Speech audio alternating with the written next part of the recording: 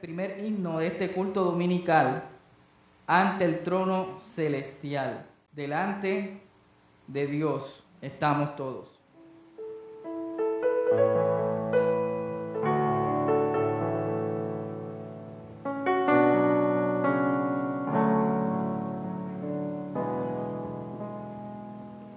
Ante el trono celestial, Él intercede hoy por mí.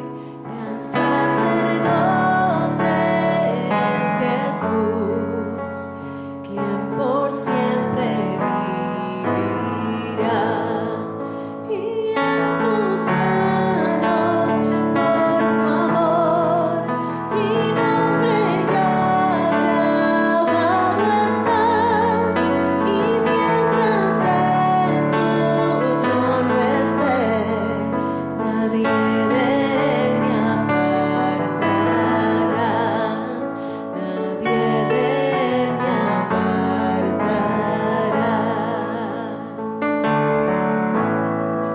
Cuando he caído en tentación y al sentir condenación, al ver al cielo encontraré al inocente que murió.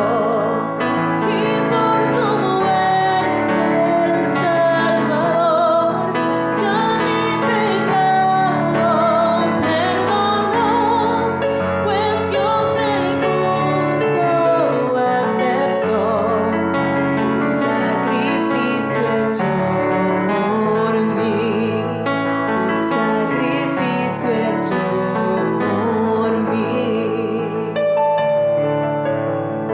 Y aquí el Cordero Redentor, quien al morir resucitó, el inmutable gran yo soy, el Rey de gloria en majestad. Unido a él no moriré, pues con su sangre me compró. Mi vida escondida está en Cristo Dios mi Salvador, en Cristo Dios mi Salvador. Y unido a él no moriré, pues con su sangre me compró. Mi vida escondida está en Cristo Dios mi Salvador, en Cristo Dios mi Salvador.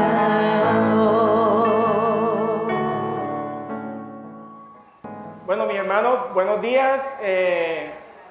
Este sermón tiene más forma de saludo y despedida al mismo tiempo que el sermón en sí, aunque también hay un sermón que explicar hoy. La verdad es que es muy grande la dicha de volver a estar aquí enfrente de esta congregación. Gracias, hermano José, por el voto de confianza, a los ancianos también.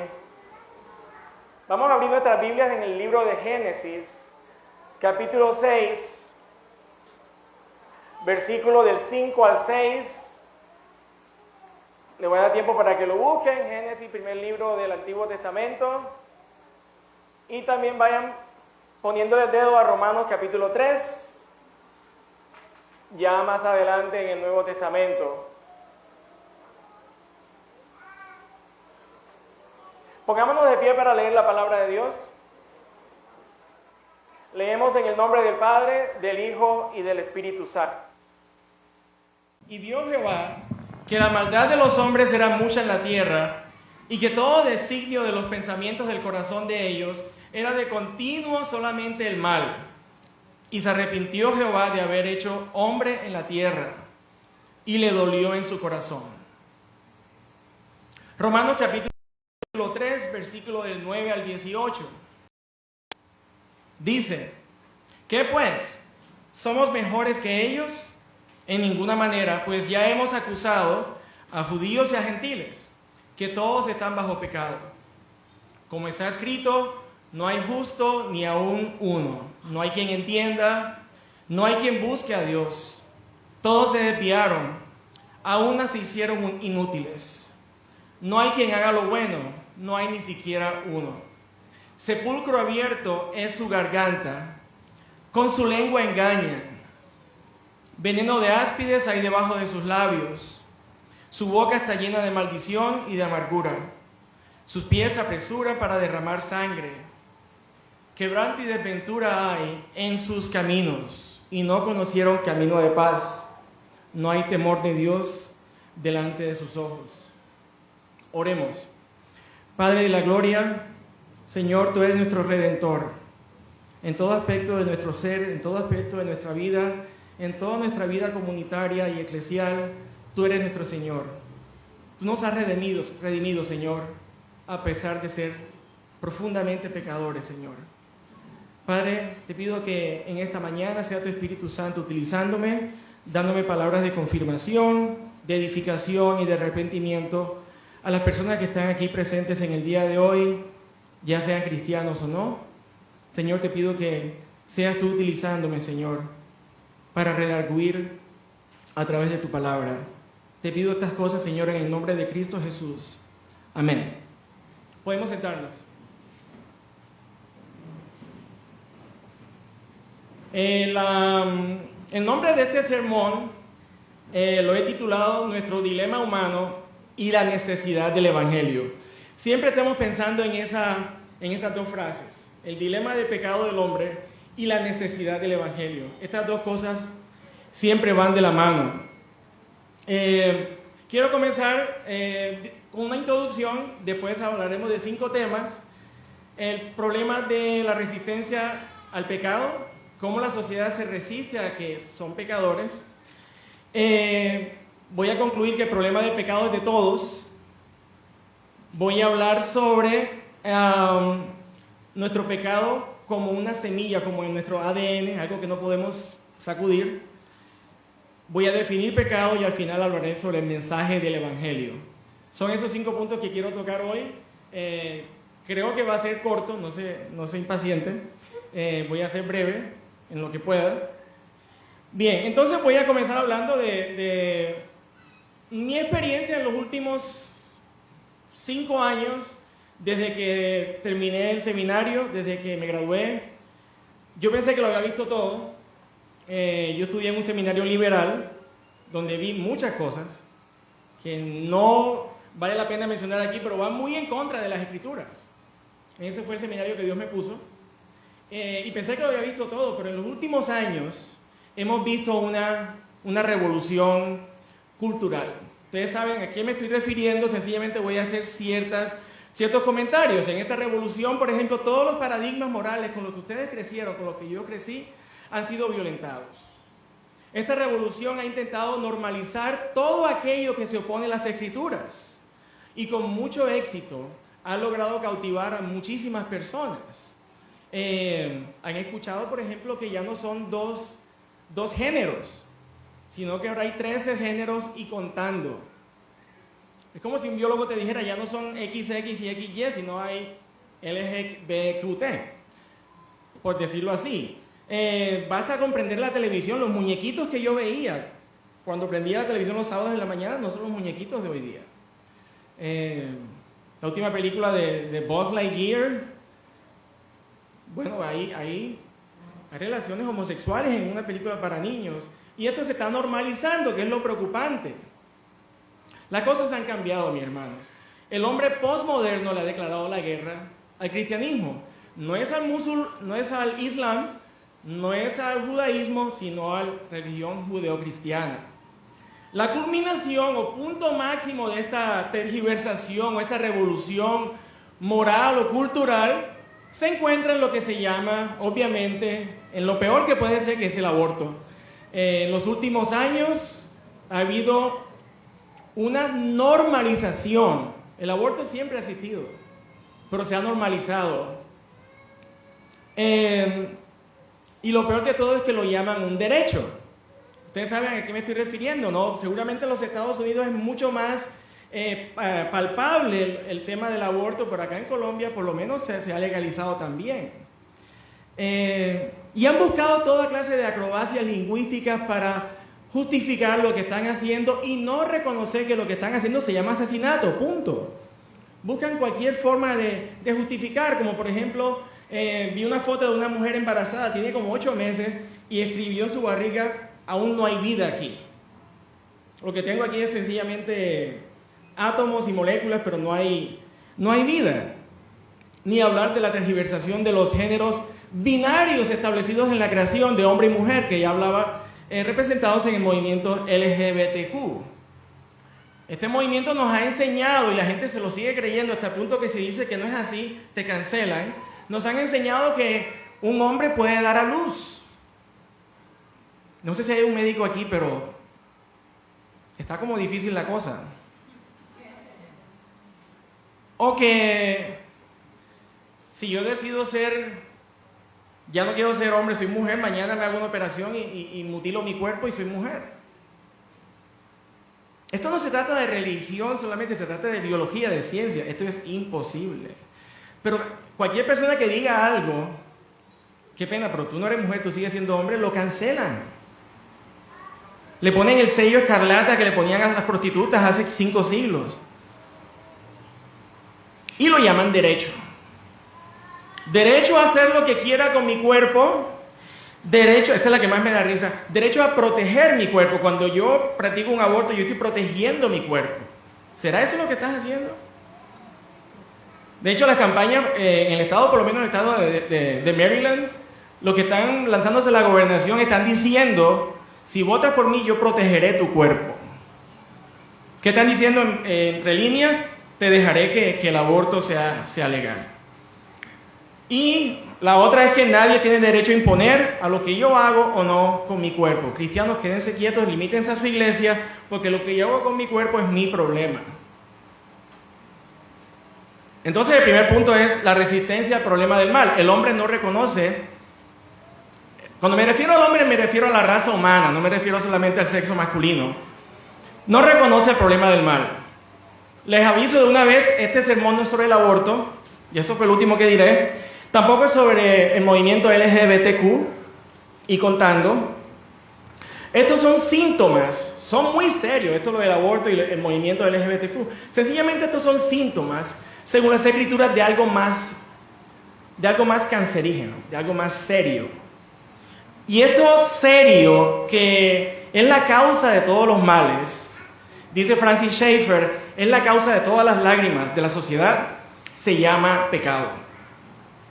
Ese es el problema radical, el pecado. Una palabra tan retrógrada ahora mismo, si tú te metes en un college o en una universidad y usas la palabra pecado, dice, parece que tú eras hablando con los Amish, con las personas que viven aislados de la sociedad, porque es una palabra tan anticuada que ¿a quién se le ocurre en pleno siglo XXI de hablar de la palabra pecado? Pero mi tesis en esta mañana es comprobar que el pecado sigue existiendo y es la causa de todos los males. No solo de todos los males sociales, sino también los males familiares y males personales. Con la llegada de la Revolución Francesa, la Declaración de los Derechos Humanos, el movimiento de los derechos civiles con Martin Luther King en los 60, el hombre se ha apartado cada vez más de sí mismo, esto es, cada vez más no reconoce que hay un problema profundo dentro de él, un ADN que se llama pecado. El hombre se ha convertido experto en autojustificarse, en decir, yo hice lo que hice por una razón. Lo que yo hago no está mal, mucho menos es un mal moral. De pronto fue una mala decisión, un error. De hecho, yo soy profesor de 3er grado de primaria y se le dice a los profesores, nunca le digan al niño que hizo algo malo, di que tomó una mala decisión, porque lo que es malo, lo que es wrong, es algo anticuado, no se usa esa palabra. Eso es para los evangélicos, presbiterianos, 5 puntos calvinistas, eso no lo usa mucho la generación moderna, la generación que está in. No sé si han escuchado el término teoría interseccional, voy a hablar un poquito de eso porque esto es un reflejo de cómo el hombre cada vez no reconoce que hay un problema dentro de él. No sé si alguien conoce la palabra, levante la mano, intersección o teoría interseccional. Básicamente dice que la sociedad está dividida en dos grupos grandes. Los opresores, ¿contra quién? Los oprimidos. Si tú eres parte de una minoría, llámese latino, llámese negro, llámese asiático, llámese árabe, llámese homosexual, tú eres parte de ese grupo oprimido. Por el otro lado de la moneda, si eres blanco, heterosexual y para rematar cristiano, tú eres del grupo opresor. Eso se llama la teoría de interseccionalidad. ¿Qué quiere decir esto? Que si tú eres blanco, cristiano ortodoxo, heterosexual, tu voz no va a ser escuchada porque tú eres parte del grupo privilegiado u opresor. Por el otro lado, si tú eres latino, por ejemplo, mi experiencia en la universidad es que a mí siempre me escuchaban por ser latino, a pesar de ser cristiano, a pesar de ser reformado. Y me decían, estás equivocado, pero tienes derecho a hablar porque eres latino. O sea, tú has sido, perdón, no es latino, es Latinx. Tú tienes derecho a ser escuchado. Sencillamente porque eres de la minoría. ¿Sí me hago entender? El punto es que el argumento ya no vale. Sencillamente estamos hablando de política de identidad. Dependiendo quién eres, te escuchamos. Si eres opresor, si eres una persona privilegiada, tu misión es resarcir los daños que tu familia ha causado contra las minorías por siglos. Sencillamente, aquí no hablemos de pecado, sencillamente hablemos de los daños que tú tienes que resarcir.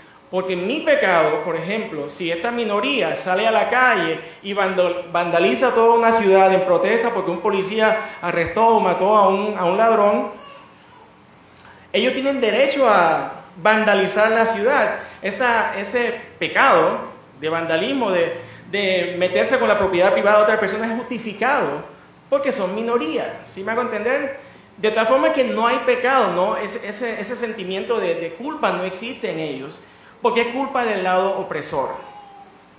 Y esa es la materialización de la autojustificación de la sociedad de hoy día. Pecado no existe, yo tengo derecho a estar molesto. Yo tengo derecho a hacer lo que hago. Hemos regresado a una especie de sofismo del siglo V antes de Cristo, donde los sofistas decían, no importa el contenido de tus palabras, lo que importa es la forma como lo vendes. La forma moderna es eso, la teoría de identidad. Si eres opresor, eres cancelado. Ojo con eso. Si soy opresor, si soy del lado opresor, me cancelan. ¿Quién me cancela? Los oprimidos. Voy a repetir eso. Si soy opresor, si soy blanco cristiano, me cancelan. ¿Quién me cancela? El oprimido. Si pongo en Twitter, Ellen Page sigue siendo mujer, me cancelan. ¿No les parece un poco contradictorio eso, que el oprimido es el que está cancelando al opresor? A mí me late más bien que se volteó la torta, digámoslo así. El oprimido es el opresor ahora. Si tú dices algo que no cala en Facebook o en Twitter o en cualquier red social, te van cancelando, no solamente cancelando en las redes sociales, sino también puedes perder tu trabajo. Uno de mis temores, y por favor oren por mí, es ¿qué pasa el día que me encuentre un profesor en mi colegio que esté propagando la agenda LGBTQ? Como cristiano yo no me puedo quedar callado, pero puedo perder mi trabajo. ¿Qué hacemos ahí? A menos que nos convirtamos en dualistas y digamos, lo que tú hagas por fuera de la iglesia, eso no importa, lo importante es que seas santo dentro de la iglesia y vivas una buena vida. ¿Creemos en ese dualismo? Y la iglesia está caminando también con ese ritmo secular de LGBTQ y proabortismo. El hermano anciano José me preguntaba, siempre me pregunta lo mismo, no sé por qué, ¿en qué iglesia te estás congregando? Y yo, bueno, la verdad es que estoy en una iglesia bautista, no me vayan a matar por eso. Y lo primero que José me dice, ¿pero por qué no te congregas en una iglesia presbiteriana? Yo, porque no hay. ¿Cómo así que no hay? No hay. En mi barrio hay 15 iglesias presbiterianas. Cuando mi esposa y yo estamos buscando iglesias presbiterianas, lo primero que nos encontramos es una bandera de arcoíris enfrente de la iglesia y un sello que dice Black Lives Matter, o las vidas negras importan, como las demás no. Y ellos saben lo que va a pasar allá adentro. Oren también por eso. Estoy en una iglesia bautista, no saben ni siquiera que leo las escrituras, sencillamente me ven ahí sentado, no estoy ejerciendo ministerio, por eso esto para mí es muy importante. Pero mi ministerio lo estoy ejerciendo como profesor de niños. Creo que ahí también estoy sirviendo a Dios.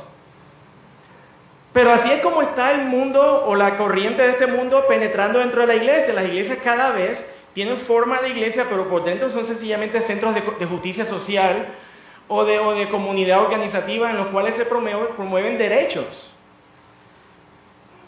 Pero el problema del pecado es un problema de toda la raza humana, por mucho que lo quieran disfrazar. Hace poco leíamos Romanos capítulo 3, donde dice que no hay justo ni aunque todos nos hemos desviado. Y Génesis 6 dice, los pensamientos del hombre irán constantemente o de continuo mal.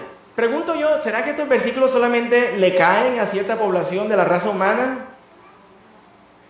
¿Hay alguien aquí que se haga llamar cristiano que diga, yo soy cristiano por mis propios términos, por mis propios medios, porque yo era mejor que ustedes, que el resto de las personas? ¿Ustedes no sienten que ustedes fueron rescatados de un lodo cenagoso? Esto le cae a todo el mundo. El pecado es un cáncer que está matando a toda la sociedad. Y sencillamente estos son síntomas de ese cáncer, pero ha habido muchos. Hablaba con una tía hace poco y me decía que el mundo está peor hoy día que antes. No sé, el pecado siempre ha existido. El pecado siempre ha existido. El pecado de David contra Urías, yo no lo he visto hoy día, por ejemplo, un pecado gravísimo. Es un pecado de toda la raza humana. ¿Ustedes se imaginan predicar así a la gente en la calle hoy día? No sé si aquí hay alguien que predica en los buses, pero hay gente que se monta en los buses a predicar. ¿Ustedes se imaginan que ustedes se montaran en un bus a predicar y ustedes le digan a la gente, tu boca está llena de maldición y de amargura? Si es Transcaribe, te bajan en la próxima estación. Cuán incómodo sería hablar con alguien así, ¿no? Pero eso es lo que la Biblia enseña. O que ustedes lleguen a una parte y digan, todos sus pensamientos son de continuo mal. Eso es lo que la Biblia enseña, pero nadie habla así hoy día. No quiere decir que no siga siendo cierto. Este es un tema que atañe o que le cae a todo el mundo el problema del pecado. Yo soy calvinista por convicción, de hecho tengo un ministerio que se llama 7 minutos de calvinismo, tengo que hacer la propaganda. Y por convicción significa que yo creo bíblicamente que hay algo que se llama depravación total, o corrupción radical, como quieran llamarlo. Significa que todo el mundo hace lo malo, de pronto no lo lleva hasta el peor límite de su maldad, pero todo el mundo peca todos los días. Pero si aún si yo no fuera calvinista, tengo que entender que hay algo malo con la raza humana. De que tengo que estar muy ciego para no darme cuenta de que algo está pasando en la sociedad. En todos los estamentos, en la medicina, en la política, en la educación, en el deporte, ahora hay hombres que nadan, se hacen llamar mujeres, hay de todo. Algo está pasando en la sociedad. El hombre no quiere reconocer que es el pecado dentro de él. La Biblia dice que todos hemos pecado y aún nos hemos hecho inútiles. Este ADN nos acompaña desde el momento de nuestra concepción. Y sí lo digo con toda la fe, somos seres humanos desde el momento de la concepción. David decía, en pecado fui concebido. No solamente somos seres humanos, sino que también somos seres humanos pecadores desde el momento de nuestra concepción. Y este es el dilema del hombre. Escuchaba a Tim Keller decir un día, imagínense el ser humano como un ser que le cayó pintura azul, una pintura fresca y no se la puede sacudir y nunca la puede secar. De tal forma que todo lo que toca, ¿qué pasa con todo lo que toca? Tiene esa mancha. Y eso es lo que pasa con el ser humano. No cristiano, e incluso cristiano si no está viviendo en comunión con Dios. Todo lo que el hombre toca lo corrompe. Estas son palabras duras de escuchar. Pecamos, dice teólogo, no sé quién dijo esto, pecamos porque somos pecadores. No somos pecadores porque pecamos. Cristo lo diría de esta forma: todo buen árbol da buenos frutos, pero el árbol malo siempre da frutos malos. ¿A quién cree que se refiere cuando dice el árbol malo? No puede el buen árbol dar malos frutos, ni el árbol malo dar buenos frutos. El pecado es esta disposición a pecar. Y esa es la causa de pecados exteriores como las adicciones, las fornicaciones, la glotonería, que muy poco se habla, las borracheras. Todos estos pecados son reflejo de esa semilla que está dentro de nosotros. Y digo la palabra semilla con cuidado porque también hay una simiente que es Cristo. Voy a decir mejor este ADN que está dentro de nosotros. Todas estas obras de la carne. Por eso siempre digo, nuestra apologética, nuestra defensa, siempre tiene que ser de la fe cristiana, no de personas. Yo a veces he escuchado gente que dice, a tu pastor lo vi por ahí, y dice, mi pastor nunca haría eso. Me alegra que tengas fe en tu pastor, y con todo respeto a los ancianos de aquí de la iglesia, pero son seres humanos, somos seres humanos. Calvino nunca mató a Servetus, parece que no lo hizo, pero ¿y si lo hizo qué? Yo no voy a dejar de ser calvinista por eso. De hecho, cuando defendí mi tesis fue sobre gracia común y Kuyper, una de las cosas que hizo el jurado fue atacarme en contra de Kuyper, no de las cosas que yo decía. Pero se ve que estaba guardando ese golpe letal para lo último. Muy bien, señor Tuñón. Pero usted sabe que Kuyper apoyó el apartheid en Sudáfrica y que hubo gente de color que falleció gracias a Kuyper. Y yo, ok, tengo que calmarme. Yo creo que todo no sabía eso. Después comprobé que sí es cierto, pero no sabía que eso había pasado. Y dije lo mismo. David pecó. Nuestra defensa no es de personas. Nuestra defensa es de la fe cristiana, la cual es perfecta, la cual no solamente es perfecta, sino es la única cosmovisión que tiene sentido a las cosas que nos rodean. No me sorprendería si un hermano peca. Yo mismo peco. Ustedes no saben por qué razón yo estoy dando este sermón. De pronto no lo estoy haciendo por la gloria de Dios. De pronto sencillamente aproveché para saludarlos a ustedes y decir unas cuantas palabras. De pronto tenía un año sin predicar.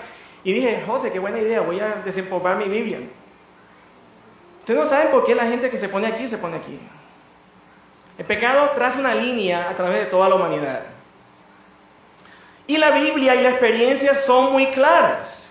Santiago, cuando preguntaba por qué los males sociales, decía Santiago capítulo 4, lo voy a leer, lo pueden leer más adelante, pero está en Santiago 4 del 1 al 17, dice, ¿de dónde vienen las guerras y los pleitos entre vosotros? Conocen el pasaje, ¿no? ¿No es de vuestras pasiones las cuales combaten entre vuestros miembros? Pedís y no recibís, porque pedís mal, para gastar en vuestros deleites. Oh almas adúlteras, ¿no sabéis que la amistad del mundo es enemistad contra Dios? Cualquiera pues que quiera ser amigo del mundo, se constituye enemigo de Dios. Pecadores, limpiad las manos, y vosotros los de doble ánimo, purificad vuestros corazones. Santiago siempre fue muy claro diciendo, los males sociales vienen de corazón. Vienen de corazón, las guerras. Ucrania contra Rusia. Para hablarte de una que está fresca, ¿no? También habla en contra de los que hacen planes y atesoran riquezas para el futuro. Y Santiago les dice, en vez de lo cual deberían decir, si Dios quiere. Tienen corazones sucios. Corazones sucios. Imagínense un político que hablara así, esta ciudad tiene un problema de pecado. Vamos a sanar esta tierra. Yo votaría por él. Esta es la raíz de todos los males. C.S. Lewis decía que las guerras no han acabado a pesar de todos los avances científicos, y eso no es secreto. Los problemas no han acabado, los problemas sociales siguen. Por mucho que el hombre quiera apartar a la iglesia, porque supuestamente nosotros somos los culpables de lo que está pasando, El problema, dice C.S. Lewis, está en nosotros, en nuestro corazón. Nosotros somos esa generación perversa de la cual hablaban los salmistas y los profetas. Y el problema del hombre moderno y su dilema es que por muy naturalista que sea, por muy materialista, por muy Carl Sagan que sea, que siempre está metido en una caja, cuando ese hombre llega a su casa en la noche y pone su cabeza en la almohada, sabe que hizo lo malo ese día. Sabe que pecó. Y ante ese pecado no tiene ninguna explicación. Porque la otra opción es el cristianismo y lo rechaza vehementemente. Carl Sagan, antes de morirse, el que daba el programa Cosmos, decía, oren por mí. Y todo el mundo quedó como, ¿a quién le vamos a orar si tú no crees que no hay nada fuera de la caja? Estoy pasando la lucha más dura, decía Carl Sagan. Este pecado tiene consecuencias sociales, históricas. En sus familias hay secuelas de pecado, en la mía también. Ha habido lágrimas, ha habido dolor gracias al pecado, o por culpa del pecado, debo decir. La historia de la humanidad se puede entender como la historia de las secuelas del pecado de nuestros primeros padres. Y cuente para adelante, desde Adán hasta acá, no ha habido persona que no haya pecado sobre la tierra. Pero también en la historia de la gracia común de Dios, que refrena ese pecado. Y el hombre no llega a ser lo malo que puede llegar a ser. Por eso es que yo pienso acá, en mi teología privada, que no es depravación total, sino depravación absoluta. Y no se convierte en absoluta, no porque nosotros nos refrenemos a nosotros mismos, sino porque Dios es quien nos detiene, nos refrena. Por esta gracia de Dios es que aún estamos vivos, no hemos sido consumidos. La vida cristiana la historia de la humanidad puede ser resumida como la historia del hombre violentando las leyes de Dios, porque el hombre siempre está bajo el pacto de Dios. Ya sea que sea cristiano o no, el hombre está bajo un pacto y el hombre siempre se encuentra en obediencia o desobediencia a ese pacto de Dios. Los que no son creyentes, Dios los mira en su ira. Los que somos creyentes, Dios nos mira en su agrado, no por nuestra linda cara, sino porque nuestras vidas están escondidas en Cristo. Entonces cuando el Padre nos ve a través de Cristo Jesús. No porque me porté muy bien hoy. Dios nos mira como su especial tesoro. Por Cristo. No por mí. Bien, cuarto punto. ¿Qué es el pecado? ¿Hay quien pueda responder esa pregunta? ¿Qué es pecar? ¿Ah? Herir, transgredir la ley de Dios. Amén. Yo tengo un amigo que es pastor y me decía, lo decía en broma, creo yo. Este pastor decía, nosotros nos veíamos como una vez al año, algo así, vivía en otro país. Y me decía, pero ¿qué? ¿Cómo va tu vida? ¿Cómo va tu vida espiritual? Veo que estás mejorando, Y yo, no, hombre, no tanto, porque imagínate, a veces en la universidad, no sé, hice algo malo. Miré la hoja del examen, cuando estábamos haciendo examen. Y él me decía, pero dejémonos de esas cosas. Yo me refiero a pecar. ¿Has cometido algún pecado? Y es interesante que él tenía esa división católica de pecados veniales y pecados mortales. Él lo decía por broma, creo yo. Pecar es pecar. Y la paga del pecado es ¿qué? Muerte. Así que me gusta esa respuesta, hermana. Pecar, les voy a dar una respuesta aquí rápidamente. Pecar es no cumplir un contenido. Pecar es no cumplir una proposición. Bíblicamente hablando, pecar es no obedecer la ley de Dios. ¿Qué quiere decir eso? Que si yo fui al cine y el pastor me hace sentir culpable porque fui al cine, eso no es pecado. La Biblia en ningún momento te prohíbe ir al cine. No es sentimientos de culpa. ¿Sí me hago entender? No es sentimiento de culpa, es transgredir la ley de Dios, los preceptos de Dios. El pecado en última se comete en contra de Dios. No es hacerle mal a la gente. Esto es secundario. Obviamente Dios nos libre de hacerle mal a otras personas. Tenemos que promover la misericordia. Pero esto es secundario. Primariamente tenemos que tener la actitud del hijo pródigo. Padre, contra ti he pecado. Directamente. Y también obviamente lastimamos a otras personas cuando pecamos.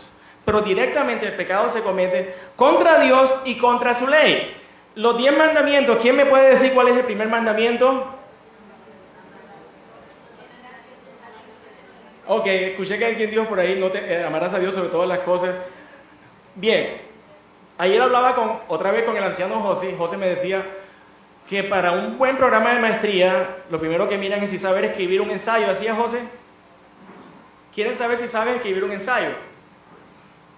Y me parece muy bien eso, pero hay estudios que comprueban que estudiantes de maestría en seminarios, incluso de doctorado, no se saben los 10 mandamientos. Yo tampoco creo que me lo sé ahora mismo en orden, pero sí sé lo siguiente, que los 3 primeros mandamientos son amonestaciones en contra de pecar contra Dios. No es sino hasta el 4º mandamiento donde se dice honrarás a padre y madre. Los primeros 3 mandamientos de la ley son leyes que prohíben violentar a Dios. Y el primero es, no tendrás dioses ajenos delante de mí. Y si nos vamos a la ley de oro también, amarás a Dios sobre todas las cosas. Dios siempre está primero. De hecho, en el Padre Nuestro, las primeras oraciones son, santificado sea tu nombre. Después de que nos dice, danos nuestro pan de cada día, etcétera, etcétera. Pero Dios siempre está primero. ¿A ustedes les sorprende eso? Y habló Dios todas estas palabras diciendo, yo soy Jehová tu Dios, que te saqué de la tierra de Egipto. Estoy citando a Éxodo 20, versículo 1 al 8. De casa de servidumbre. No tendrás dioses ajenos delante de mí. El ser humano es fabricum idolatrum, decía Juan Calvino. Somos fabricantes de ídolos. Por eso que Dios nos dice, no tendrás dioses ajenos delante de mí, comenzando contigo mismo. Tú puedes ser tu propio Dios. Carl Sagan tenía a su Dios como su razón. Mi Dios puede ser mis hijos, mi esposa, mi iglesia. Todo menos Dios. Y Dios siempre nos estuvo enseñando que la obediencia cristiana debe ser dirigida hacia Él. Cuando se peca contra Dios. Y yo sé que estoy diciendo algo muy sencillo, pero algo que la gente no entiende, sobre todo el hombre moderno y posmoderno, que cuando se siente mal por hacer algo, que es muy posible, se siente mal por otras razones, no por que pecó contra el Dios de las Escrituras. Y esta también es la clave del verdadero arrepentimiento. El verdadero arrepentimiento se da hacia Dios. Es la actitud del hombre publicano, cuando decía, Dios sé propicio a mi pecado. No tenía miedo de levantar la cara. El arrepentimiento debe ser hacia Dios y genuino. Francis Schaeffer dice que ese ADN que está dentro de nosotros es la causa de todos los pecados. Esto no es secreto. Esa internalización de pecado se ve de manera externa. Voy a leer varios pasajes para explicar esto. Romanos 1:22, profesando ser sabios se hicieron necios. Es ese pecado interno, esa arrogancia, profesando ser sabios se hicieron necios. ¿Cómo se manifiesta ese pecado? Hombres que se echaron contra hombres, mujeres contra mujeres. Está más adelante, Romanos 1, 24, 26 y 27. Me pregunto por qué Pablo comienza con el pecado de la homosexualidad, nuevamente aquí. Parece que es el primer pecado que afrentó el mandato cultural de procrear. Es el pecado que más ofende al mandato cultural, multiplicaos y procrear. Pablo enseguida le recuerda a la gente, ¿recuerda lo que Dios mandó en Génesis? Ojo con la homosexualidad, porque es una afrenta al mandato, al pacto de Dios. Pero la homosexualidad en sí es un pecado que viene de algo que es nuestro pecado original. Romanos 12, del 1 al 2, también dice, oh hermanos, os ruego por la misericordia de Dios que presentéis vuestros cuerpos en sacrificio vivo. ¿Cómo presentamos nuestros cuerpos en sacrificio vivo? Dice, por la renovación de vuestro entendimiento. El entendimiento manifiesta una vida como nuestros cuerpos se comportan. Mateo 15, 18 y 19. Porque del corazón salen los malos, ¿qué? Pensamientos, los homicidios, los adulterios, las fornicaciones, los hurtos, los falsos testimonios, las blasfemias. Todos estos son males sociales que la gente ve todos los días, pero nadie se atreve a decir eso es por culpa del pecado. Cuando nosotros decimos que es por culpa del pecado, esos tipos están locos. Pero ¿saben qué? ¿Cómo es? Las palabras de la cruz son locura para los que se pierden. Efesios 4, 17 y 19. Esto pues digo y requiero en el Señor, que ya no andéis como los otros gentiles, que andan en la vanidad de su mente, teniendo el entendimiento entenebrecido, ajenos a Dios por la ignorancia que en ellos hay. Quiero resaltar aquí la palabra ignorancia. ¿A qué se refería Pablo con ignorancia? Cuando tú ignoras algo porque no conoces algo, ¿a qué se refiere? ¿Ignorancia de qué? De la voluntad de Dios, de la palabra de Dios. Es muy claro que cuando el hombre peca, así sea que no sea cristiano, está pecando contra el Dios cristiano, contra el Dios de las Escrituras. Si en verdad le habéis oído, dice Romanos 12:21, y habéis sido por él enseñados conforme a la verdad que está en Jesús. Con esto ya quiero ir terminando. La verdad que está en Jesús. Esa verdad que está en Jesús, que es la palabra de Dios, el mismo logos, es la ignorancia que el hombre tiene, por lo cual se hace pecador, por lo cual se hace merecedor del castigo eterno. Y esta es una de las principales diferencias entre el creyente y el no creyente, o por lo menos debería ser. Hay no creyentes, y ustedes lo saben, que tienen mejor comportamiento que los mismos creyentes.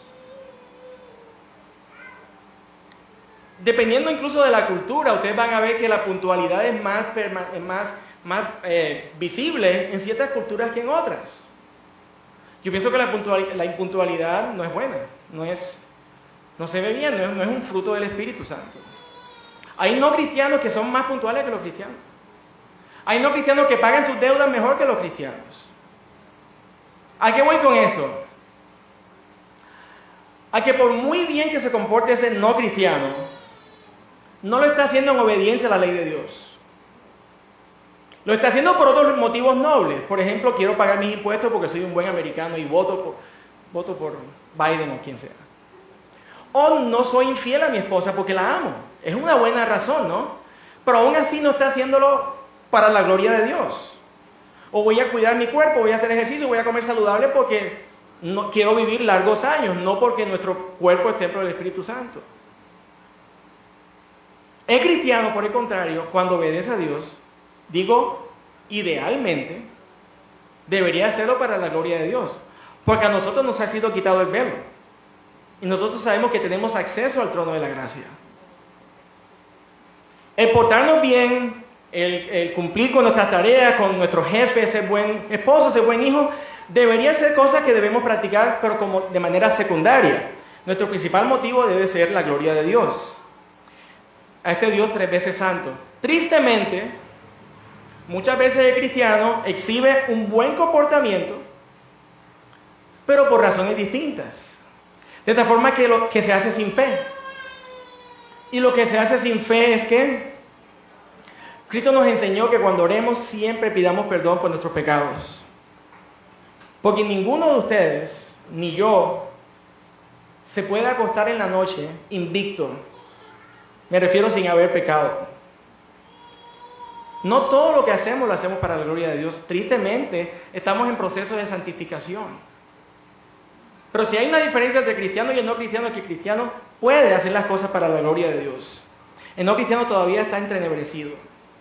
No conoce pecado, por muy buenas obras que haga. La línea divisoria, dice Richard Moe, un teólogo, todavía está vivo, gracias a Dios, entre el reino de Dios y el reino de las tinieblas, no debe trazarse entre iglesia y mundo. Voy a explicar eso. No es que el que está aquí adentro está mejor que el que está allá afuera. Nosotros no somos católicos. Los católicos pintaban en los vitrales una forma de arca diciendo, cuando tú seas acogido por la iglesia católica, se acabaron todos tus problemas. Nosotros no lo vemos así. Nosotros vemos la iglesia visible como una esfera, por decir un término bastante conocido, del reino de Dios. Hay otras esferas en las cuales los cristianos se mueven. No todos aquí son pastores, ¿o sí?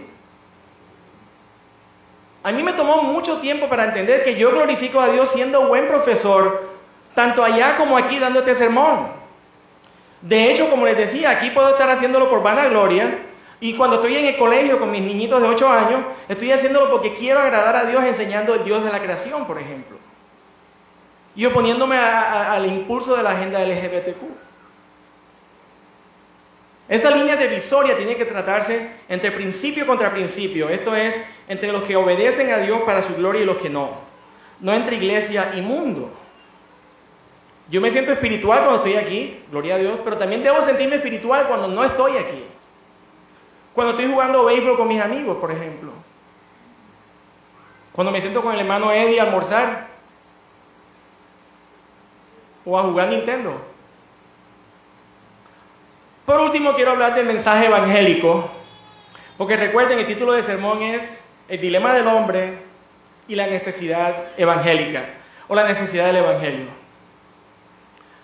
Acusan a los cristianos reformados de ser muy fuertes, y lo que acabo de decir, entiendo que si alguno de ustedes se siente un poco incómodo, no voy a pedir disculpas porque es lo que la palabra de Dios dice, pero sí voy a decir gracias por no irse, porque ahora vienen las buenas nuevas. La historia de la humanidad puede ser resumida en 3 grandes etapas, según los teólogos reformados: creación, caída y redención.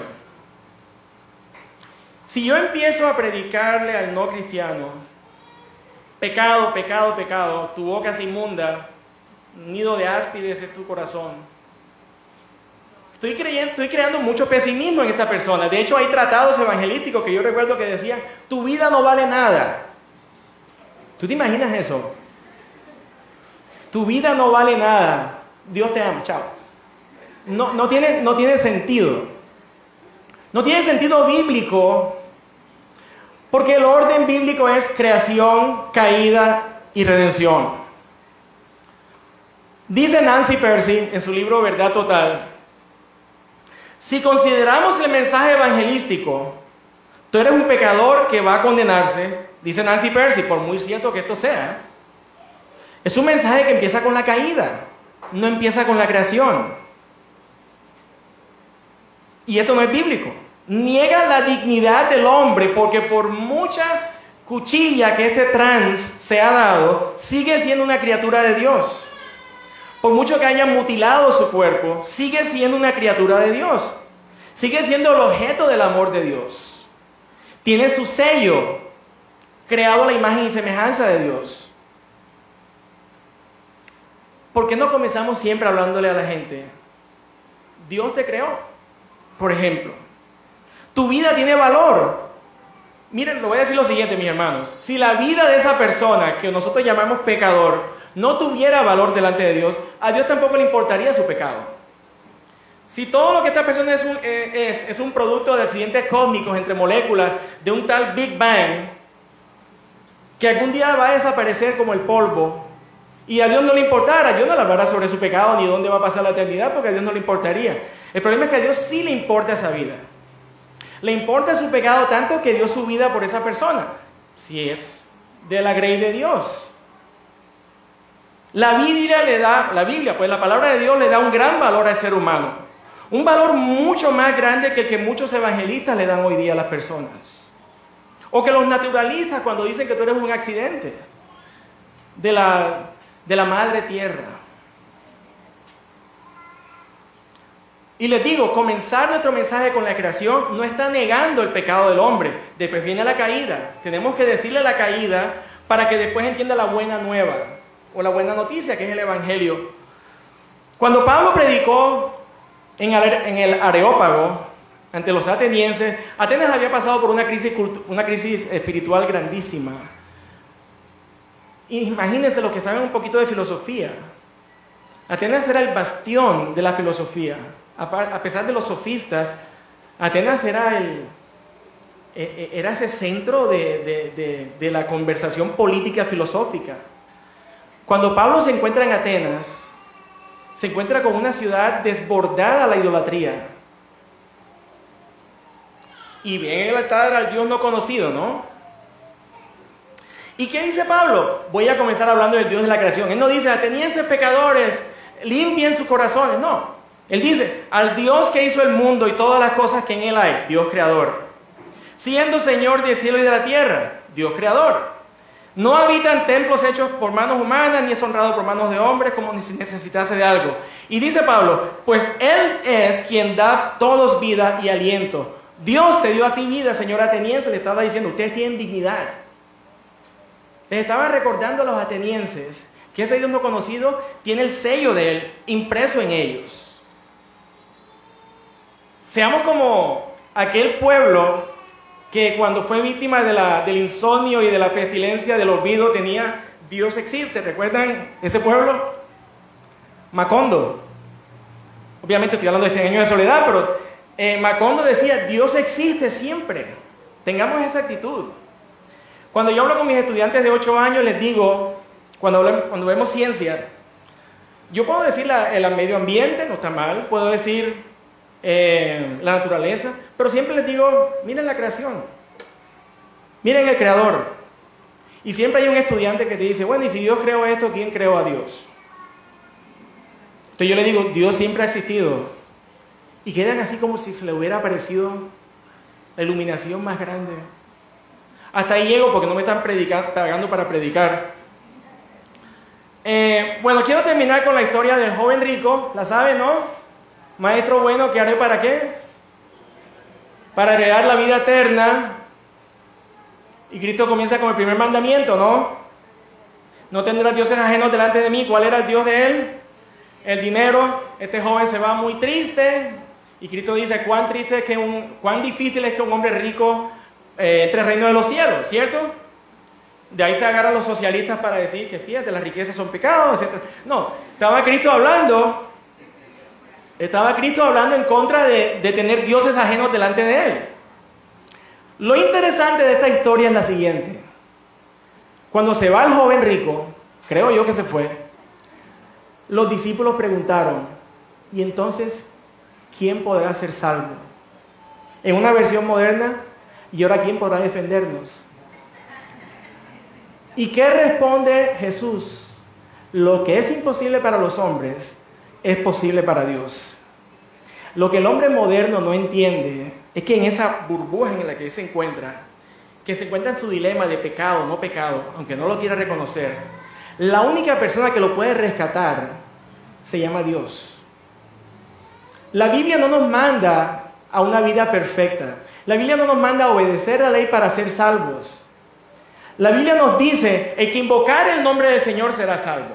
Invocar no es llamar o mandar un mensaje. Invocar es cuando tú estás en un estado de desespero tan grande, como lo dice Salmo 32, que tú dices, ¿ahora quién podrá defenderme? Yo creo que ese es el éxito de todo predicador. No que la gente se convierta, porque eso no depende de ti, sino que la gente cuando te escuche diga, entonces yo estoy en una situación tan precaria que nadie me puede salvar. Y tú le dices, arroja tu vida a Cristo. ¿Qué hicieron los atenienses? Sí, Pablo, te escucharemos otro día. Se burlaron de Pablo. Pablo no se fue a su casa. Bueno, Pablo tuvo un trauma, dicen los comentaristas de las epístolas, que entró en una depresión. Pero Pablo cumplió el mensaje. Si me hago entender, el que te digan que no a tu mensaje no es culpa tuya. Tu misión es confrontar al hombre con su pecado y que el hombre esté en esta situación. Entonces, ¿qué debo hacer para hacerlo? Ahora, ¿quién podrá salvarnos? Donde tú le vas a decir, lo que es imposible para el hombre es posible para Dios.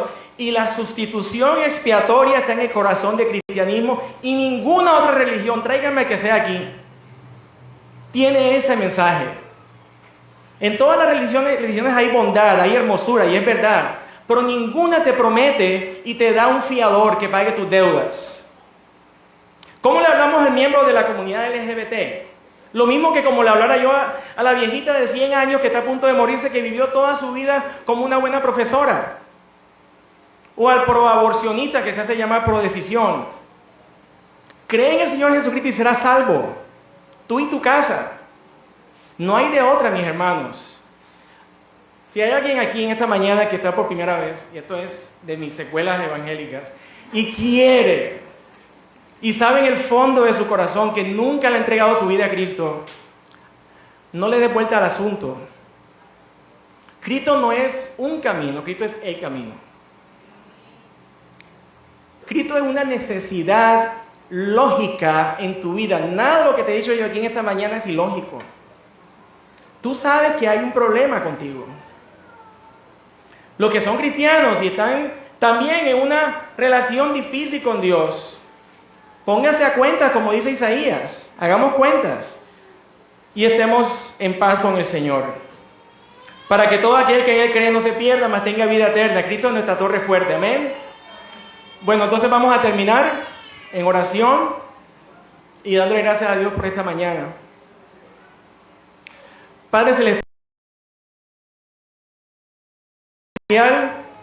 te doy gracias por tu misericordia, Señor, a pesar de que somos criaturas pecaminosas. Señor, así como Pedro, tenemos que recordar que nosotros llegamos a ti, no por nosotros mismos, no porque nos lo reveló carne ni sangre, sino nuestro Padre que está en los cielos. Te alabo, bendito Señor, porque revelaste estas cosas a nosotros y no a otras personas, Señor. Te pido, Señor, que los que ya estamos contigo seamos cada vez más asegurados en esta verdad. Te pido, Señor, por las personas que están aquí para que entreguen sus vidas a Cristo. Para que no tengan condenación, sino que Cristo sea quien sea condenado por ellos. Te pedimos estas cosas, Señor, por un mejor país, por una mejor comunidad, pero sobre todo para tu gloria. En el nombre de